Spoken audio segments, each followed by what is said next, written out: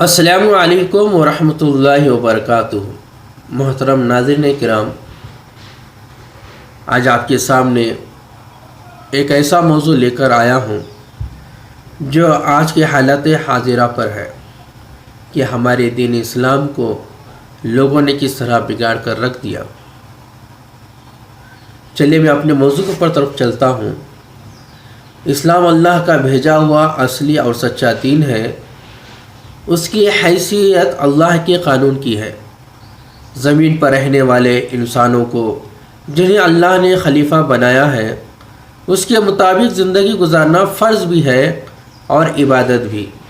یہ دین اسلام انسانوں کی انفرادی زندگی پر بھی نافذ ہوگا اور ان کی اجتماعی زندگی پر بھی۔ نبی پاک صلی اللہ علیہ وسلم نے مدینہ کے اندر جب وہاں کا انتظام سنبھالا تو اسی قانون کے یعنی اسلام کے قانون اور اصول کے مطابق انفرادی اور اجتماعی، سماجی، ملکی اور بین الاقوامی امور کو انجام دیا۔ پھر نبی پاک صلی اللہ علیہ وسلم کے بعد خلفائے راشدین نے نبی پاک صلی اللہ علیہ وسلم کی مکمل پیروی کرتے ہوئے 30 سال تک خلافت کا نظام چلایا۔ حضرت علی رضی اللہ تعالیٰ عنہ کی شہادت کے بعد خلافت بادشاہت میں بدل گئی اور اس دن سے لے کر آج تک دنیا میں مسلمانوں کو اسلامی خلافت سے کبھی واسطہ پڑا ہی نہیں۔ اس دور کے جتنے قدیم مذہبی ادارے، عمارتیں، انجمنیں، درسگاہیں اور خانقاہیں ہیں وہاں بادشاہت کا دستور چلتا آ رہا ہے۔ لقمان نے کہا، اے بیٹے، لوگوں سے منہ پھیر کر بات نہ کر اور نہ زمین پر اکڑ کر چل۔ اللہ کو کسی خود پسند اور فخر جتانے والے کو پسند نہیں کرتا۔ اپنی چال میں اعتدال اختیار کر اور اپنی آواز کو ذرا نیچی رکھ۔ سب آوازوں سے زیادہ بری آواز گدھوں کی ہوتی ہے۔ جب آپ کسی سے ملتے ہیں تو سب سے پہلے اس سے بات کرتے ہیں۔ اس کی آواز، لہجہ، انداز بیان، رویہ اور مزاج سے اس آدمی کے متعلق آپ کو اندازہ ہوتا ہے کہ وہ آدمی اچھا ہے یا برا ہے۔ باتوں سے اگر معلوم ہو کہ وہ مغرور ہے، اونچی آواز سے بات کرنے کی اس کو عادت ہے، باتوں میں اپنی تعریف کرنا بھی چاہتا ہے اور دوسروں سے سننا بھی چاہتا ہے، اگر آپ اس کی ہاں میں ہاں ملا رہے ہیں تو ٹھیک ہے، ورنہ جہاں اس کی بات سے اختلاف کیا اس کا لہجہ اور رویہ بدل گیا۔ وہ جہاں موم کی طرح نرم تھا اب لوہے کی طرح کڑک ہو گیا۔ سمجھ لیجئے یہ آدمی بد اخلاق ہے۔ آج کل آپ کو زیادہ تر ایسے ہی لوگ ملیں گے، خاص کر مذہبی لوگوں میں ایسے لوگوں کی اکثریت پائی جاتی ہے۔ ایسے لوگ اخلاق سے محروم ہونے کے ساتھ ساتھ ایمان سے بھی محروم ہیں۔ حضرت ابو ہریرہ رضی اللہ تعالیٰ عنہ سے روایت ہے کہ نبی پاک صلی اللہ علیہ وسلم نے فرمایا، آدمی کے اسلام کی خوبیوں میں بیکار باتوں کو چھوڑنا ہے۔ یعنی اسلام کی خوبیوں میں سے خوبی یہ ہے کہ بیکار باتوں کو چھوڑ دے۔ حضرت عبداللہ بن عمر رضی اللہ تعالیٰ عنہ روایت کرتے ہیں کہ رسول اللہ صلی اللہ علیہ وسلم نے فرمایا، جو خاموش رہا اس نے نجات پائی۔ کم بولنا اور صرف کام کی باتیں کرنا اعلیٰ اخلاق کی نشانی ہے۔ جو لوگ بلا وجہ بکواس کرتے رہتے ہیں اور ادھر ادھر کی فضول باتیں سناتے رہتے ہیں یا بلا ضرورت سوال کر کے بیکار کی باتوں میں لوگوں کو الجھاتے رہتے ہیں، وہ اپنی باتوں میں جھوٹی باتیں بھی بولتے رہتے ہیں، اور ایسے سب لوگ نبی پاک صلی اللہ علیہ وسلم کے فرمان کی خلاف ورزی کرتے رہتے ہیں۔ یہ سب لوگ اخلاق اور ایمان سے محروم ہیں۔ ابو ہریرہ رضی اللہ تعالیٰ عنہ نبی پاک صلی اللہ علیہ وسلم سے روایت کرتے ہیں کہ آپ نے فرمایا، آدمیوں کے درمیان برائی ڈالنے سے بچو، کیونکہ یہ حرکت نیکی کو مونڈنے والی ہے، یعنی نیکی کو ختم کرنے والی ہے۔ یہ ترمذی کی حدیث ہے۔ کچھ لوگ ایسے ہوتے ہیں جو غیر ذمہ دارانہ باتیں کرتے ہیں اور اپنی اس حرکت سے رشتہ داروں اور دوستوں میں بدگمانیاں پیدا کر کے ان کے تعلقات خراب کر دیتے ہیں۔ ایسا کرنے کی بعض لوگوں کو عادت ہوتی ہے اور کچھ لوگ نادانی سے ایسا کر گزرتے ہیں۔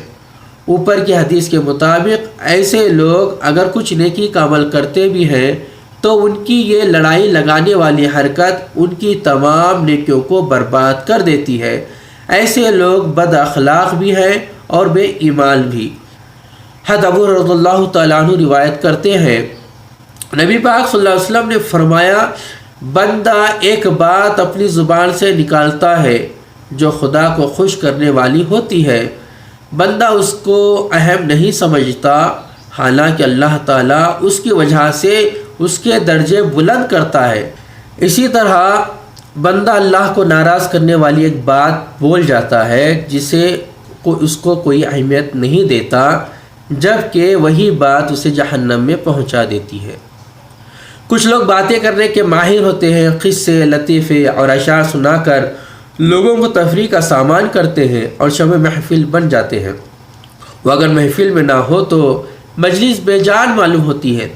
ایسے لوگ اکثر جھوٹی اور بے بنیاد باتیں کہتے ہیں جس سے لوگ تو خوش ہوتے ہیں لیکن اللہ ناراض ہو جاتا ہے۔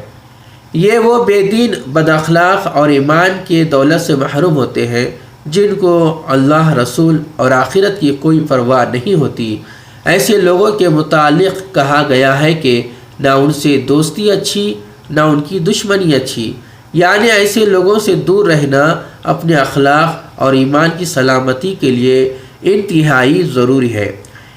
عمران بن حطان کا بیان ہے کہ میں ابو ذر رضی اللہ تعالیٰ عنہ کی خدمت میں حاضر ہوا تو انہیں دیکھا کہ ایک کالے کمبل میں لپیٹے ہوئے مسجد میں اکیلے بیٹھے ہیں۔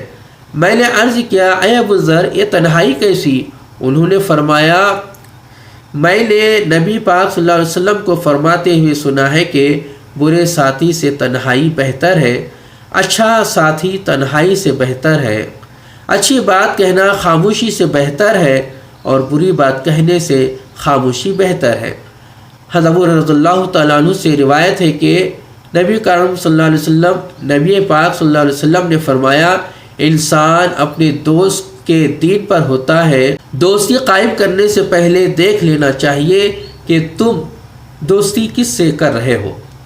آج کے دور میں آدمی اپنے ایمان کی سلامتی چاہتا ہے، اسے ابو ذر غفاری رضی اللہ تعالیٰ عنہ کے طریقے پر عمل کرنا چاہیے، یعنی جہاں دینی، اخلاقی اور نیکی کی باتیں ہو رہی ہوں ایسی مجلسوں میں وہ شامل ہو، باتیں سنے بھی اور بولے بھی، لیکن جو مجلسیں صرف تفریح اور دلچسپی اور نام و نمود کے لیے سجائی گئی ہو وہاں بھول کر بھی نہ جائے اور لوگوں کو سمجھ کر اور پہچان کر اپنا دوست اور ساتھی بنائے۔ لوگوں کو سمجھ کر پہچان کر اپنا دوست اور ساتھی بنائے۔ برے لوگ نیک لوگوں کو بھی رفتہ رفتہ برا بنا دیتے ہیں۔ عبداللہ بن عمر رضی اللہ تعالیٰ عنہ روایت کرتے ہیں کہ رسول اللہ صلی اللہ علیہ وسلم نے فرمایا، مزدور کا پسینہ سوکھنے سے پہلے اس کی مزدوری دے دیا کرو۔ نبی پاک صلی اللہ علیہ وسلم کے فرمان کے مطابق سماجی یا معاشی لحاظ سے کمزور آدمی ہمدردی، محبت اور مدد کا حقدار ہے۔ اس کا حد سے زیادہ لحاظ اور خیال رکھنا اعلیٰ اخلاق بھی ہے اور ایمان کی شان بھی۔ سماج میں جو لوگ پسماندہ کہے جاتے ہیں، جو غریب ہیں، وہ پیسہ کمانے کے لیے جو کام کرتے ہیں، اسے آج کا سماج نیچی نظروں سے دیکھتا ہے۔ پڑھے لکھے اور اونچے کہے جانے والے لوگ ان کے ساتھ اچھا سلوک نہیں کرتے۔ ایسا کرنے والے بے دین، بد اخلاق اور ایمان سے محروم ہیں۔ حضرت انس رضی اللہ تعالیٰ عنہ کہتے ہیں کہ رسول اللہ صلی اللہ علیہ وسلم نے فرمایا، خدا کی قسم کوئی بندہ اس وقت تک مومن نہیں ہو سکتا جب تک کہ اپنے بھائی کے لیے بھی وہی پسند نہ کرے جو اپنے لیے پسند کرتا ہے۔ کسی دوسرے کی پہچاننے کے لیے اور خود اپنے آپ کو پہچاننے کے لیے ایک کسوٹی بتائی جا رہی ہے کہ ہم ایمان اور اخلاق کے لحاظ سے کس مقام پر ہیں۔ اگر ہم اپنے لیے بہترین چیز اور دوسروں کے لیے کم ترین چیز پسند کرتے ہیں تو اس کا مطلب یہ ہوا کہ نہ ہمارا ایمان اعتبار کے لائق ہے اور نہ ہمارا اخلاق ایسا ہے جو ہمیں ایک اچھا مسلمان بنا سکتا ہے۔ رسول اللہ صلی اللہ علیہ وسلم نے فرمایا، جو آدمی اس کو پسند کرتا ہے کہ اس کا رزق بڑھا دیا جائے اور اس کی عمر زیادہ کی جائے تو اپنے رشتہ داروں سے اچھا سلوک کرے۔ یہ مسلم شریف کی حدیث ہے۔ جو آدمی دولت مند ہونے کے بعد بھی اپنے غریب، محتاج اور ضرورت مند رشتہ داروں کی مدد نہیں کرتا اور ان کے کام نہیں آتا، کیا اسے اچھے اخلاق والا انسان اور صاحب ایمان کہا جا سکتا ہے؟ آس پاس دیکھیے تو 100 میں سے 99 آدمی ایسے ہی دکھائی دیں گے۔ یعنی اس وقت تعلیم یافتہ، دولت مند اور خوشحال لوگ اخلاق اور ایمان سے محروم ہیں۔ ان کی اکثریت زکوٰۃ نہیں نکالتی اور صدقہ نہیں کرتی۔ شریعت کی نظر میں یہ نہایت ہی ملعون لوگ ہیں۔ اصلی اور سچا اسلام کیسا انسان اور کیسا سماج بناتا ہے، اس کے ایک جھلک یہاں دکھانے کی کوشش کی گئی۔ دوسرے بدلے نہ بدلے، اگر صرف آپ نے اپنے دل کو بدل لیا تو سمجھا جائے گا کہ کام شروع ہو گیا۔ اللہ نے چاہا تو 1 سے 11 اور 11 سے 1011 ہوتے دیر نہیں لگتے۔ اللہ تبارک تعالی ہمیں ان باتوں پر عمل کرنے کی توفیق نصیب فرمائے، آمین۔